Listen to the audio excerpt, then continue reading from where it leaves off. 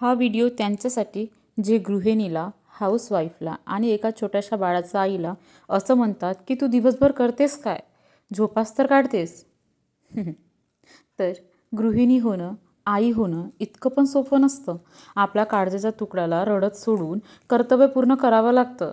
स्वयंपाक करावा लागतो, सगळ्या गोष्टी पार पाडाव्या लागतात आणि त्यातल्या त्यात आपलं छोटंसं बाळ, छोटंसं लेकरू आपल्या पुढे रडतोय हे कळूनसुद्धा त्या आईला त्याकडे दुर्लक्ष करावं लागतं, फक्त ना फक्त तिची कामं वेळेवर पूर्ण करण्यासाठी, घरच्या लोकांची इच्छा वेळेवर पूर्ण झाली पाहिजे ह्यासाठी.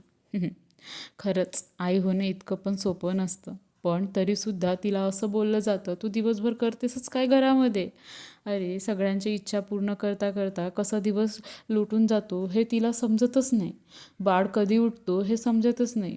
तिला बाळाला झोपवणं, त्याचं खाणं पिणं करणं यामध्ये तिचा दिवस कधी निघून जातो, साधं तिला जेवण करायची पण फुरसत नसते.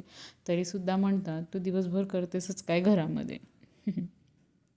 सगळं विचार असं होते, सगळं कामं निपटवून 2 मिनटं मोकळं श्वास घ्यायला जरी बसलं तर तितक्यात बाळ उठून जातो. वेळ, घडीचा काटा कधी असं निघून जाते, 12चा 3 येऊन जाते, असं कधी समजतच नाही. तरीसुद्धा असं म्हणतात की तू दिवसभर घरामध्ये करतेसच काय? जेव्हा या बाईचे कामं तुम्ही करून पाहाल ना, तेव्हा समजेल तुम्हाला का घरामध्ये किती कामं असतात आणि बाळ सांभाळणं हे किती अवघड असतं.